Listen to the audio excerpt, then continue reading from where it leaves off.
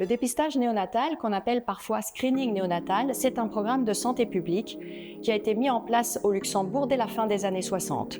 Ce qu'on ne dit pas assez souvent, c'est que ce dépistage sauve des vies. Grâce à un simple prélèvement de sang que l'on effectue au 3e jour de vie des enfants, préférentiellement au talon, mais ça peut être aussi au pli du coude, le sang est déposé sur un papier buvard qui est ensuite transféré au département de biologie médicale du LNS.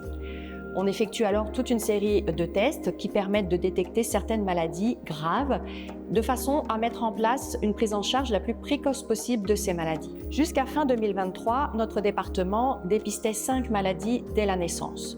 Depuis janvier 2024, nous avons également ajouté le dépistage de l'amyotrophie spinale infantile, autrement appelé SMA.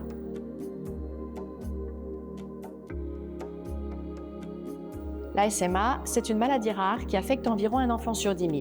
Elle entraîne une dégénérescence musculaire sévère qui va atteindre les membres inférieurs et le niveau respiratoire. Dans sa forme la plus grave, elle peut être fatale dès les premiers mois de vie. Jusqu'à récemment, il n'existait pas de traitement efficace de cette maladie, mais depuis 2019, de nouvelles perspectives thérapeutiques sont encourageantes, à condition toutefois de les administrer avant l'apparition des premiers symptômes.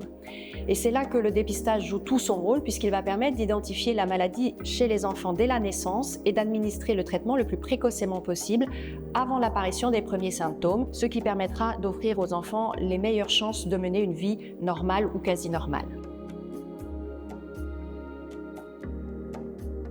Le dépistage de la SMA repose sur une analyse de biologie moléculaire assez simple, une PCR quantitative, pour identifier l'absence d'un exon du gène. Et lorsque le dépistage est positif, on passe le relais à nos collègues du Centre national de génétique au LNS, qui vont confirmer ce dépistage, poser le diagnostic et permettre la prise en charge en discutant avec les pédiatres au niveau du CHL.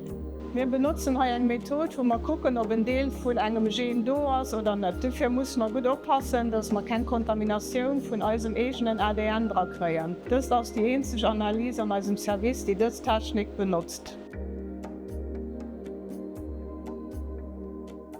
Avec l'ajout de la SMA en 2024, le programme continue d'évoluer et ce n'est pas fini puisque en 2025, on va ajouter une autre maladie et en 2026, 12 nouvelles autres maladies, ce qui permettra d'avoir un dépistage beaucoup plus élargi qu'à l'heure actuelle.